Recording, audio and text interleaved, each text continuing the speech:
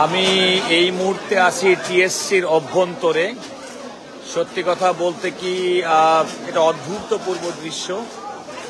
আমাদের ছাত্র ছাত্রীরা এই সময়ে, এখন বাজে 11:40। তুমি কেমন আছো? তোমার বাড়ি না হয়ে গেছে? আচ্ছা, এখন কি অবস্থা?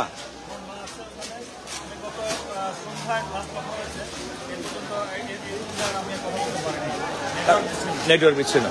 আমি এই মুহূর্তে কথা বলছি আমাদের অ্যাডভোকেট আজমি, সুপ্রিম কোর্টের একজন আইনজীবী।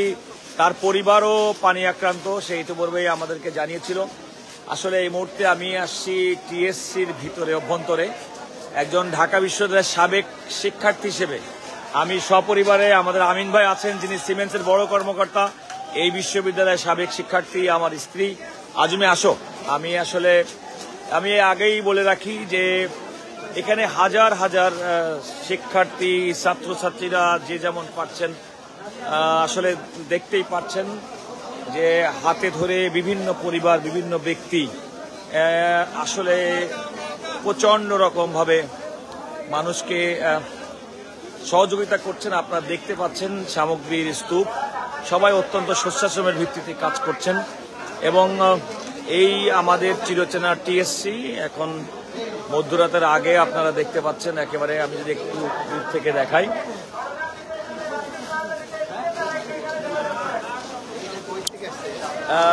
এই মুহূর্তে আপনারা দেখতে পাচ্ছেন টিএসসির ভিতরে ক্যাফেটেরিয়ার ঠিক সামনে। সেখানে বিভিন্ন ব্যক্তি, প্রতিষ্ঠান যারা সহযোগিতা দিচ্ছেন, তারা এখানে তাদের মাল সামানা তারা নিচ্ছেন। এবং আপনি একটা ছোট্ট দৃশ্য দেখাই, দেখুন অনেক কাপড় চোপড় তারা দিচ্ছে, যেগুলো খুবই গুরুত্বপূর্ণ। এবং শুধুমাত্র ছাত্র না, প্রচুর ছাত্রীরা এখানে কাজ করছেন। এবং এটা অভূতপূর্ব দৃশ্য। এবং এই মানবিকতা, মানবের জন্য, বিশেষ করে 5ই আগস্ট ছাত্র জনতার গণ অভ্যুত্থানের মাধ্যমে বাংলাদেশে যে নতুন রাজনৈতিক বন্দোবস্ত হয়েছে, এবং তার পরিপ্রেক্ষিতে আমার মনে হয় যে এটা একটা অভূতপূর্ব দৃশ্য।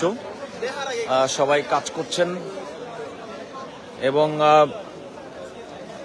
এখানে হাজার হাজার স্বেচ্ছাসেবী, সবাই ছাত্রছাত্রী, তারা কাজ করছে। আমিন ভাই, আপনি কি মনে করেন, কেমন লাগছে বলেন? নতুন প্রজন্মের এই ছেলেরা যেভাবে তারা বিভিন্ন ধরনের দুর্যোগ মোকাবেলায় এগিয়ে যাচ্ছে, এটা আপনার দেশ নতুন স্বাধীনতার পরে তাদের যে ইনিশিয়েটিভনেস, এটা আসলে খুবই ইমপ্রেসিভ। এবং আপনি এবং আমরা দুজনেই এই ঢাকা বিশ্ববিদ্যালয়ের সাবেক শিক্ষার্থী। একজন সাবেক শিক্ষার্থী হিসেবে আপনি কি মনে করেন? আমি যেটা মনে করি, আমি আমার ইউনিভার্সিটির নতুন প্রজন্মের প্রতি আমি খুবই কৃতজ্ঞ। তারা এই ধরনের একটা ইনিশিয়েটিভ নিয়ে কাজ করছে এবং they can take more responsibility in future, এটা আমি আশা করি। এবং আপনি আরেকটা জিনিস খেয়াল করে দেখবেন যে আমাদের জুলাই এবং আগস্ট মাসে গড়ে ওঠা ছাত্র গণ আন্দোলনে বিশ্ববিদ্যালয়, শুধু পাবলিক বিশ্ববিদ্যালয়, প্রাইভেট বিশ্ববিদ্যালয়, স্কুল, কলেজ শিক্ষার্থী, সারা দেশের মানুষ কিন্তু সবাই একত্রিতভাবে বাংলাদেশকে নতুন একটা স্বপ্ন দেখাচ্ছে। এবং আমি মনে করি এখন যে আপনি দেখছেন প্রচুর ছাত্রীরাও কিন্তু এত রাতের বেলাও কিন্তু তারা কাজ করছে এবং কারোর মধ্যে কোনো হেজিটেশন নাই। এবং এখানে ধর্ম, বর্ণ, গোত্র কোনো কিন্তু বিভেদ নাই। আমি মনে করি এটা অদ্ভুত সুন্দর। বাংলাদেশের জন্য, আমাদের জন্য এটা একটা বড় শিক্ষা। আসলে আমরা পারিবারিকভাবে এখানে উপস্থিত হয়েছি, এখানে ছাত্রদের এই কর্মকাণ্ডে আমরাও আসলে শরীক হওয়ার জন্য এসেছি। শুধুমাত্র এখানে লাইভ ভিডিও না, আসলে তাদের এই কর্মকাণ্ডে আমরা যেন অংশগ্রহণ করতে পারি, সেটাই ছিল আমাদের মূল উদ্দেশ্য। আসেন।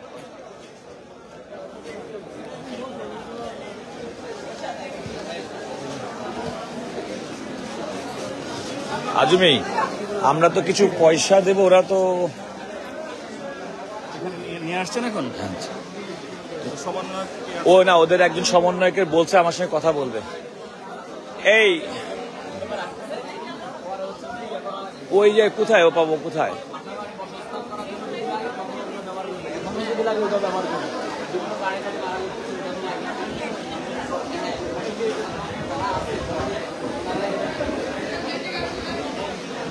এটা আমাদের সেই চিরচেনা ক্যাফেটেরিয়া। ছাত্র জীবনে অসংখ্যবার এই টিএসসি ক্যাফেটেরিয়াতে খেয়েছি এবং সবচেয়ে কম দামে সুন্দর খাবার ছিল ক্যাফেটেরিয়া। এখন ছাত্রছাত্রীরা বিশেষ করে বন্যা দুর্গতদের জন্য ত্রাণ সামগ্রীর জন্য এটা এখন এবং আপনারা দেখতে পাচ্ছেন যে এখানে আমি আগেই বলেছি যে আমি পরিবার সহ এখানে এসেছি এদের কার্যক্রম দেখতে শুধুমাত্র না, তাদের সঙ্গে অংশগ্রহণ করতে। আমি আমার পরিবারের পক্ষ থেকে আমাদের বন্ধু যিনি একজন সিমেন্টস ঊর্ধ্বতন কর্মকর্তা আমিনুল হক, তিনি তার স্ত্রী সহ আমাদের এখানে অ্যাডভোকেট আজমি সে আছেন, সে নিজেও পারিবারিকভাবে ক্ষতিগ্রস্ত ফেনীতে। আমরা মনে করি আমরা ছাত্রদের এই কর্মকাণ্ডকে আমরা অত্যন্ত গর্বের সঙ্গে করি এবং আমরা মনে করি যে তারা অত্যন্ত সুন্দরভাবে এটা করবে এবং আমাদের 5ই আগস্টে সিপাহী ছাত্র জনতার যে আন্দোলন এবং আন্দোলনের প্রতি নতুন বাংলাদেশের যে স্বপ্ন, এই স্বপ্ন বাস্তবায়ন এই ছাত্রদের তরুণদের হাত থেকেই চলবে, এটা আমি প্রত্যাশা করি। এই আমাদের ওটা কোথায়, ওই উনি কোথায় বললাম না, আমাদের ক্যাশ টাকা কোথায় দিয়ে না, বাইরে নাই, বাইরে নাই, এখানে সমন্বয়কদের মধ্যে একজনকে দিয়ে যাব আমরা।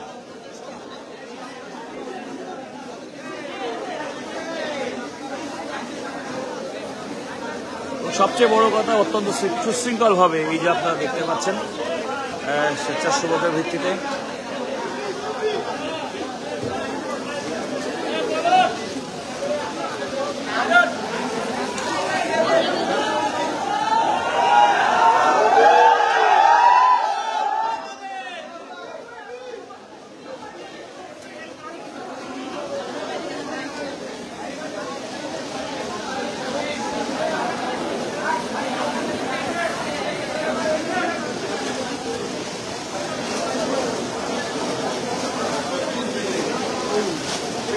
খুবই সুসংগঠিতভাবে আপনারা দেখতেছেন যে হাতে হাত ধরে সবাই কাজ করছেন।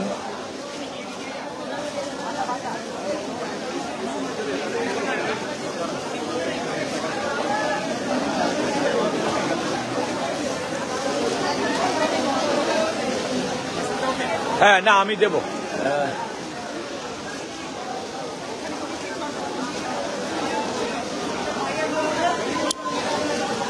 আমি আবারও বলি যে টিএসসির অভ্যন্তরে আমার ঢাকা বিশ্ববিদ্যালয়ের একজন সাবেক শিক্ষার্থী হিসেবে অত্যন্ত গর্বের একটা বিষয় যে আমাদের ছাত্র গণ অভ্যুত্থানে এই ঢাকা বিশ্ববিদ্যালয় দেশের সকল বিশ্ববিদ্যালয় শিক্ষা প্রতিষ্ঠানের ছাত্রছাত্রীরা আপামর জনতা এবং দেখতে পাচ্ছেন যে যখন কেউ ডোনেশন দিচ্ছেন তারা অত্যন্ত উচ্ছ্বাসের সঙ্গে এগুলো সবাই করছেন, গ্রহণ করছেন, তারা বন্টন করবেন এবং আমি মনে করি যে এটা আমাদের জন্য একটা অদ্ভুত সুযোগ তৈরি হয়েছে। এখানে আসসালামু আলাইকুম, কি ভালো ভাবি, কি অবস্থা আপনার? এই রুমি, তুমি কিছু বলো, একজন ঢাকা বিশ্ববিদ্যালয়ের সাবেক শিক্ষার্থী, তুমি বলো।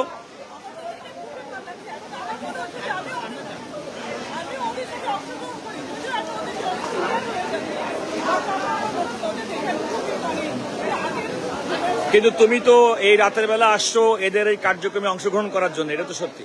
হ্যাঁ, মানে আমরা আমাদের অবস্থান থেকে আমি আমাদের সাথে থ্যাংক ইউ। ভাবি, আপনার কেমন লাগছে বলেন? এবং আমরা তো আসছি আসলে এই কাজে অংশগ্রহণ করার জন্য। আমিন ভাইও বলেছেন যে আমরা আসলেই তো যে কথা বলছিলাম যে এই কার্যক্রম মানবিক কার্যক্রম অব্যাহত থাকুক। ঢাকা বিশ্ববিদ্যালয়ের একজন সাবেক শিক্ষার্থী হিসেবে আমি অত্যন্ত গর্বের সঙ্গে ঢাকা বিশ্ববিদ্যালয়ে আমার অনুরোধ ছাত্রছাত্রীদের প্রতি আমার কৃতজ্ঞতা প্রকাশ করছি এবং একই সঙ্গে সারা দেশের প্রত্যেকটা ছাত্রছাত্রীর প্রতি আমি ধন্যবাদ কৃতজ্ঞতা জানাচ্ছি। এভাবেই আমাদের বাংলাদেশে এগিয়ে যাবে। ধন্যবাদ সবাইকে।